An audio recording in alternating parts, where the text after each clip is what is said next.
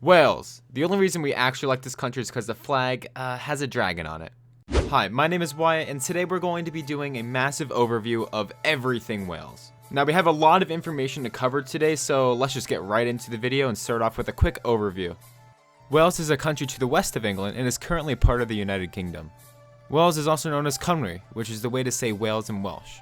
The capital is Cardiff, and the main languages spoken are Welsh and English. As of 2019, there are roughly 3.1 million people within all of Wales. Wales does not have a national religion, but the most commonly practiced religion is Christianity.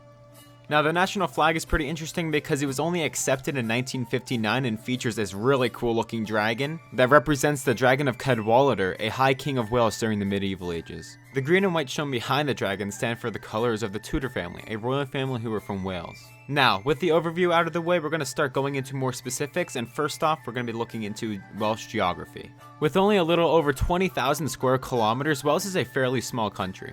Wales is divided into 8 smaller counties called Clwyd, Dyfed, Gwent, Gwynedd, Mid Glamorgan, Powys, South Glamorgan, and West Glamorgan. The Marches is another distinct region of Wales and exists as an area edging on England. Physically, Wales is made up of many high mountains, deep valleys, many woods and forests, and several rivers and marshes. Wales is also home to many grasslands that allow for bent grass and ryegrass to flourish. Wales has 3 water barriers, the Dee Estuary and Liverpool Bay to the north, the Irish Sea to the west, and the Severn and Bristol estuaries to the south. Though not very well known, there are many unique animals that live only in Wales, such as choughs, red kites, pine martens, and polycats. Okay, and now that geography's out of the way, now we're going to be going right into history. The geographical region of Wales was named Cymru in the 8th to 9th century after the Anglo-Saxon word for foreigners. Early Welsh society was divided into different monarchies that were divided into different areas called contracts, which were then boiled down into manors. Manors consisted of 2 classes, the free, which were basically just the clergy, royals, and nobles, and the bonded, which were peasants. Upon the Norman conquest of England, the Normans took control over Wales as William the Conqueror and current king of Wales at the time, Rhys ap Tudor, and King of Deheubarth made an agreement that Wales would remain autonomous and independent from Britain for the time being. Throughout this time, Normans continued to flood into the country, and the lordship of some of the cantrefs have become Normans. In 1400 to 1407, a series of civil wars and rebellions in Wales caused by a split in ideologies.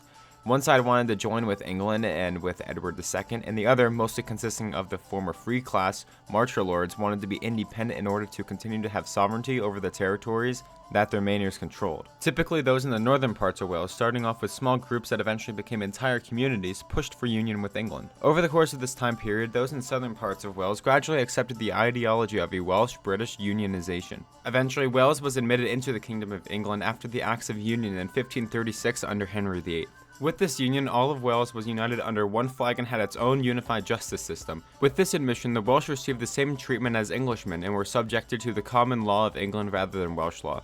A second act in 1543 revised some topics of the former treaty that mainly consisted of how Wales would act and function within the British Parliament. Wales was now divided into 13 counties. Wales was then switched to a judicial system that was similar to the British judicial system, in which they also had justices of the peace. These justices of the peace, however, handled county affairs as well until the Local Government Act of 1888 that established county councils. Moving on, the European Industrial Revolution lasted from the mid-18th century to the 1830s and vastly changed the format of life in Wales. Prior to the Industrial Revolution, Wales was a small and sparsely populated area, but upon the revolution, many villages and towns came together to form tightly packed cities. During World War I, many workers in the steel and coal industries across the United Kingdom flocked to Wales in order to produce towards the war effort. After World War I, radical liberalism and the Labour Party of Wales merged together into the same ideological party due to the severe growth in workers' unions within the country in 1922. When the Great Depression rolled around in 1929, the Welsh economy that was reliant on export trade was especially hard hit and resulted in mass unemployment of workers in industrial positions.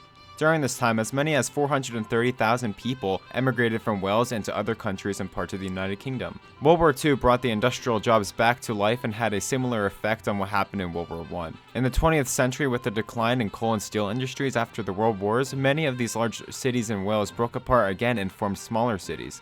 Okay, now that Welsh history is finally done, now we're going to get into the politics. The Welsh Assembly, also known as Senedd, is Wales' legislature, a unicameral lawmaking body that is headed by a First Minister, Wales' head of government. The current First Minister is Mark Drakeford, who is a member of the Welsh Labour Party. The Welsh Assembly has 60 members in total, with the main parties consisting of the Plaid Cymru with 13 seats, the Welsh Labour Party with 30 seats, the Welsh Conservative Party with 16 seats, and the Welsh Liberal Democrats with only 1 seat. To elect these individuals, Wales uses a mixed proportional representation system. Although foreign and domestic issues in majority are handled by the British Parliament, since the creation of the National Assembly of Wales in 1999, the Assembly has been given the authority to exercise power on issues such as urban and rural development, economic planning, welfare, education, transportation, and environment issues. Wales has no separate justice system, unlike Scotland, and thus the courts of Wales are within a circuit of the Crown Court. Okay, and underneath all of that politics, there is a culture with a genetic background of mainly Anglo-Saxons and Anglo-Normans. Welsh customs and traditions go back centuries. The heroic poem of Beowulf, one of Europe's oldest literary pieces, started in Wales in the late 6th century. The Welsh language was formed from a branch of the Celtic language and is mainly spoken through the northern parts of Wales, while English is the primary language of South Wales. The Welsh Language Act of 1993 made the two languages equal. Though most of Wales is secular, the dominant religion is Protestant, especially within the Welsh-speaking areas of the north. The Church of Wales, an Anglican church, is an autonomous entity that is also spread out throughout Wales. While Roman Catholicism is a small minority within the country, it has also seen a grow in numbers recently. Transportation. Getting across the country can be accomplished via the Welsh road network, through seaports, airplanes, or the railways. The Welsh road network spans the country and is an easy way to get around.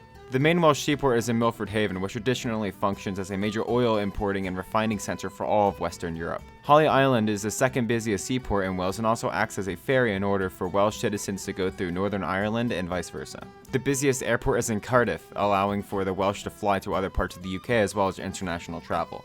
While many of the railroads were closed during the 1950s and 60s from cutbacks from British rail service, a few still operate. These are mainly open during the summer months when tourism is at its height.